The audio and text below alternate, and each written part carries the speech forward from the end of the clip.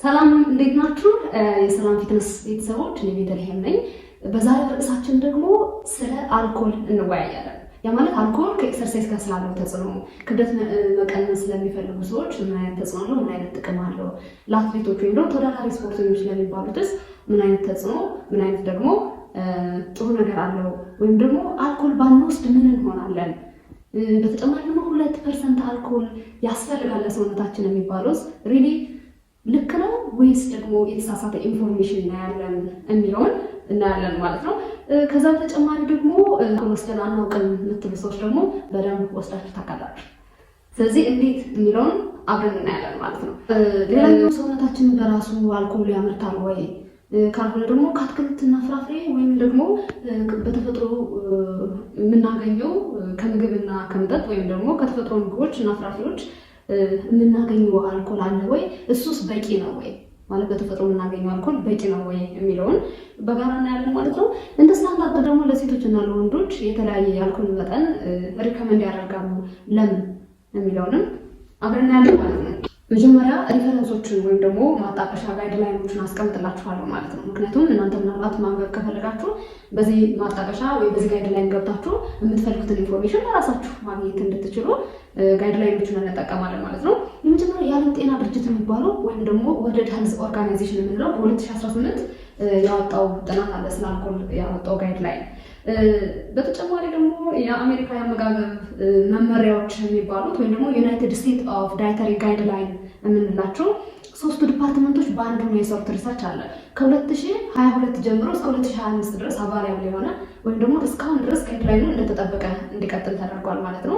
እነሱ ዲፓርትመንቶች ዩናይትድ ስቴትስ ኦፍ አግሪካልቸር፣ ዩናይትድ ስቴትስ ኦፍ ሄልዝ ኦርጋናይዜሽን፣ ዩናይትድ ስቴትስ ኦፍ ሂውማን ሰርቪስ የሚባሉት ኮሌጆቹ በአንድ ሆኖ ያጠኑት ጥናት አለ። ስለዚህ እሱን ተጠቅመን ይህን ጋይድላይን ያወጣ ነው ማለት ነው። ሌላኛው ደግሞ ካናዳ ሎው ሪስክ ኦፍ አልኮል ድሪንክ የሚባሉት በ2021 አጥንተዋል ማለት ነው። ስለዚህ አሁን ወደ መጀመሪያው ርዕሳችንን እንመለስና ለመሆኑ አልኮል ምን ማለት ነው? አልኮል ምንድን ነው? የሚጠጣ አልኮል በዋነኛነት ኢታኖል የሚባል ኬሚካል ውህድ የሆነ ወይም የኬሚካል ውህድ ያላቸው ቅጠሎች ከፍራፍሬዎች ጋር ወይም ደግሞ ከአዝርቶች ጋር ተቀላቅሎ ወይም ደግሞ ፈርመንቴሽን የምንለው ወይም ዲስታሌሽን የምንለውን ፕሮሰስ አልፎ የሚገኝ ፈሳሽ መጠጥ ነው። በምን ይለካል ካልን ኤቢቪ ይሉታል ወይም ደግሞ አልኮል ባይ ቮሊዩም ነው የሚባለው።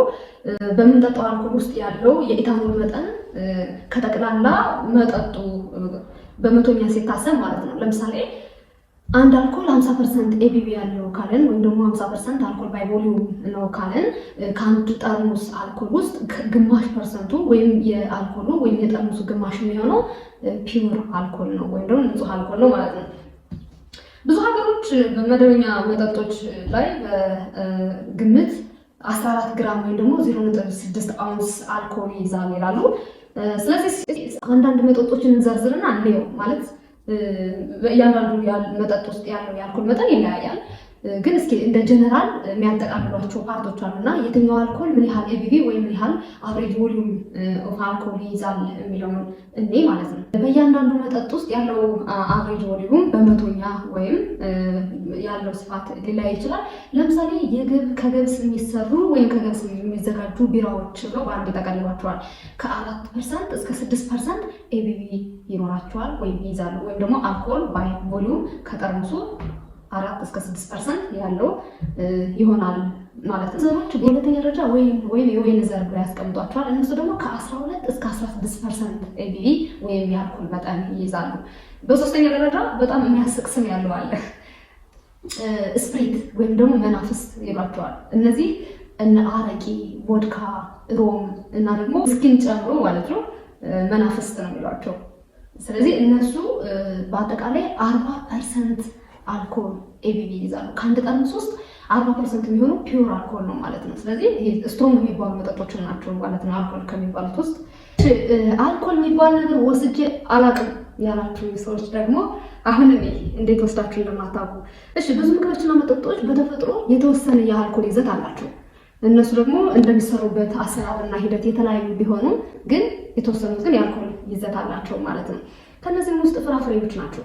ፍራፍሬ ከመጠን በላይ የበሰሉ ፍራፍሬዎች ለምሳሌ ሙዝ፣ ፓም፣ ወይም በተፈጥሮ የያዙት የስኳር መጠን ምክንያት ከ0.1 እስከ 0.5 ኤቢቪ ወይም አቨሬጅ አልኮል አላቸው።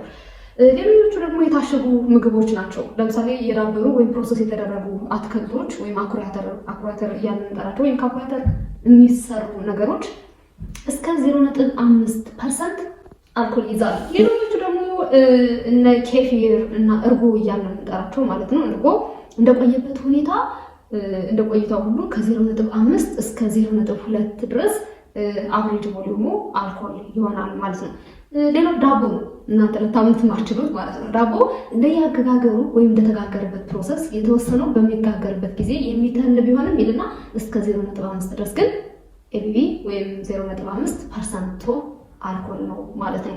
ሌሎቹ ኪምቺ የአትክልት የታሸጉ አትክልቶች፣ ስታርተር የምንላቸው የምግብ ማስጀመሪያዎች ወይም የመጠጥ ማስጀመሪያዎች የምንላቸው እነዚህ ምግቦች የአልኮል ይዘት አላቸው ማለት ነው። እስከ 0.2 0.5 ያሉ እስከ 2% ድረስ ሊይዙ ይችላሉ ማለት ነው።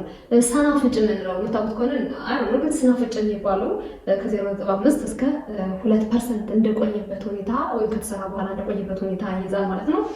ሌላው ፍራፍሬ ጁስ የሚባሉት ፍራፍሬ ጁሶች እንደተጨመረባቸው ወይም ደግሞ እንደጨመረባቸው የስኳር መጠን እና እንደቆይታቸው ፕሮሰስ እንደተደረጉበት ሁኔታ ከ0.5 እስከ 3% ድረስ አልኮል ይይዛሉ ማለት ነው። እንግዲህ ጁስ ነው ይሄ ጁስ የሚባሉ የፍራፍሬ ጭማቂዎች የሚባሉት አቨሬጅ ቮሊዩማቸው ከ0.5 እስከ 3% ድረስ አልኮል ይይዛሉ ማለት ነው። አኩሪ አተር ኮምጣጤ የምንላቸው ከ0.1 እስከ 0.4 ድረስ አቨሬጅ ቮሊዩማቸው ወይም ደግሞ የአልኮል ቮሊዩማቸው በፐርሰንታይል እንደዛ ይይዛሉ ማለት ነው። አሁን እነዚህ ምግቦችና መጠጦች የአልኮል ይዘት ቢኖራቸውም ከአልኮል መጠጦች ጋር ሲነጻጸሩ በጣም ትንሾች ናቸው ወይም በጣም ዝቅተኛ ነው የሚባለው እና ደግሞ ምንም አይነት ሳይድ ኢፌክት ወይም ደግሞ የጎንዮሽ ጉዳት የላቸውም ማለት ነው። በአራተኛ ደረጃ ወይም አራተኛ ተራ ቁጥር ላይ የምናየው ደግሞ ሰውነት በራሱ አልኮል ያመርታል ወይ? ሰውነታችን በራሱ አልኮል ያመርታል ወይ? ሳይንሶቹ እንደሚሉት ወይም ጥናቶቹ እንደሚሉት ከሆነ አዎ ያመርታል። የሰውነታችን አካል በምግብ መፈጨት አማካኝነት ወይም ሊቨር ኖርማል ሜታቦሊክ ፕሮሰስ በሚባለው አማካኝነት 3 ግራም ገደማ የሚሆን ኢታኖል ያመርታል ነው የሚሉት። ይህም ደግሞ ሂደቱ ኢንዶጂኒስ ፕሮሰስ ወይም ደግሞ የኢንዶጂኒስ ምርት እንለዋለን። በዚህም ሂደት አነስተኛ መጠን ያለው ወይም ደግሞ እስከ 0.1% የሚሆን አልኮል ይመረታል ማለት ነው። በተለይ ደግሞ ይሉና ካርቦሃይድሬት በምንመገብበት ጊዜ የአንጀት ባክቴሪያዎች ለኢታኖል መመረት አስተዋጽኦ ያደርጋሉ። ይሁን እንጂ ምንም አይነት ተጽዕኖ የለውም ይላሉ ማለት ነው። ነገር ግን አንዳንድ በሽታዎች ወይም ደግሞ በአንዳንድ ባክቴሪያዎች ምክንያት የሚመጡ በሽታዎች ግን ምንም መጠጥ ሳንጠጣ ወይም ደግሞ ምንም አይነት አልኮል ሳንወስድ የስካር ስሜት ወይም የስካር ፊሊንግ እንዲኖረን ያደርጋሉ ይላሉ። ያን ምንድነው ካለን አንዳንድ ሬር ሜዲካል ኮንዲሽን ነው የሚሏቸው አውቶ ብራዌሪ ሲንድሮም የሚባል እነዚህ ሲንድሮሞች በሚፈጠሩበት ጊዜ ያለምንም አልኮል መጠን የስካር ስሜት ሊሰማን ወይም ሊታይብን ይችላል። ይህም የህመም አይነት በጨጓራ ትራክ ውስጥ ከመጠን በላይ ባክቴሪያዎች ሲመረቱ ሰዎች የስካር፣ የድብርት፣ የማስታወክ እና የስሜት መለዋወጥ ችግር ሊታይባቸው ይችላል ይላል። ለምርመራ ከባድ የሚያደርገው ነገር ደግሞ ይላሉ በሰውነታችን ውስጥ ያለው ሆርሞን ምልክት የአልኮል ከጠጣ ሰው ጋር ተመሳሳይ መሆኑ ነው ይላሉ ማለት ነው። ስለዚህ የሚታሰሱ ሜዲካል ወይም ደግሞ መድኃኒቶች አሉ፣ ጸረ ፈንገስ መድኃኒቶች፣ አመጋገብ ለውጦች ወዘተ። እሱ ደግሞ እስኪ ለጤና ባለሙያዎች እንተወውና እንደዚህ አይነት ሜዲካሎች ሪከመንድ ይደረጋሉ ማለት ነው።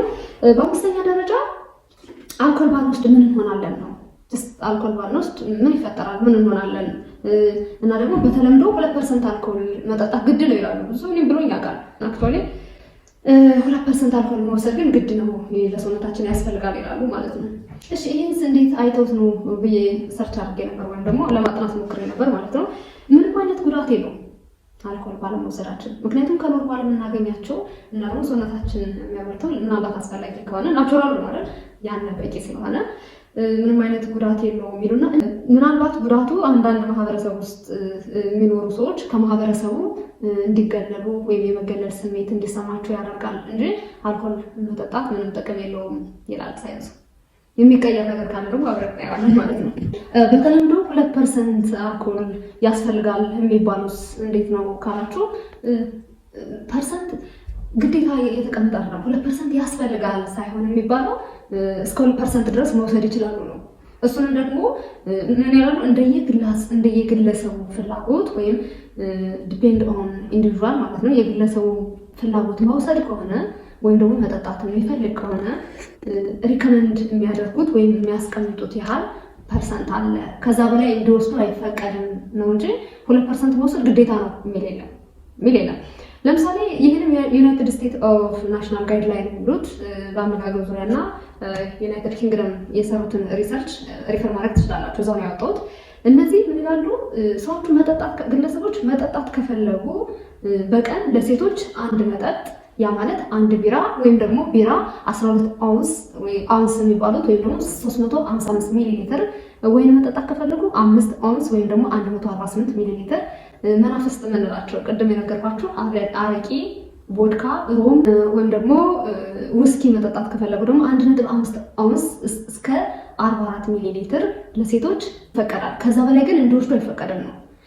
ለወንዶች ደግሞ በቀን 2 መጠጥ ነው ሪከመንድ የሚደረገው። ያ ማለት ቢራ ከሆነ 24 አውንስ ወይም ደግሞ 710 ሚሊ ሊትር፣ ወይን ከሆነ 10 አውንስ ወይም ደግሞ 296 ሚሊ ሊትር፣ መናፍስት የምንላቸው 3 ወይም ደግሞ 89 ሚሊ ሊትር ባይበልጥ ይመከራል ነው የሚሉት። እሺ እንደውም ይላሉ በሳምንት ከ14 ዩኒት በላይ አልኮል እንዲወስዱ አይፈቀድም ብለው ነው የሚደመድሙት ወይም ደግሞ ጋይድላይን ነው የሚያስቀምጡት ማለት ነው።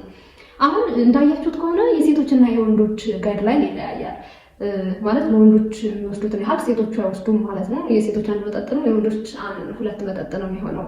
እዚህ ጋር ለምንድን ነው የሴቶችና የወንዶች የአልኮል መጠጥ መመሪያ የተለያየ የሆነው የሚለውን እኔ ይህ ፊዚዮሎጂ ላይ መሰረት ተደርጎ የተሰራ ነው ማለት ነው። ያለን ፊዚዮሎጂካል ሁኔታ ማለት ነው። ለምሳሌ ምን ያካትታል መስላችሁ? ቦዲ ኮምፖዚሽን ወይም ደግሞ የሰውነት ስብጥራችን፣ እንደገና ደግሞ የሜታቦሊዝም ፕሮሰሳችን፣ ከዛ በተጨማሪ ደግሞ በሰውነታችን ውስጥ ያለው የውሃ መጠን ዲፔንድ ይሆናል ማለት ነው። ያ ማለት በአጠቃላይ ሴቶች ከወንዶች ጋር ሲነጻጸሩ ከፍ ያለ የሰውነት ስብና ዝቅ ያለ ወይም ዝቅተኛ የሆነ የውሃ መጠን አለን ማለት ነው። ስለዚህ ይሄ ደግሞ ሴቶች በተመሳሳይ መጠን ከወንዶች ይልቅ ተጽዕኖ ሊሰማቸው ወይም ደግሞ ጉዳቱ ሊሰማቸው ይችላል ማለት ነው።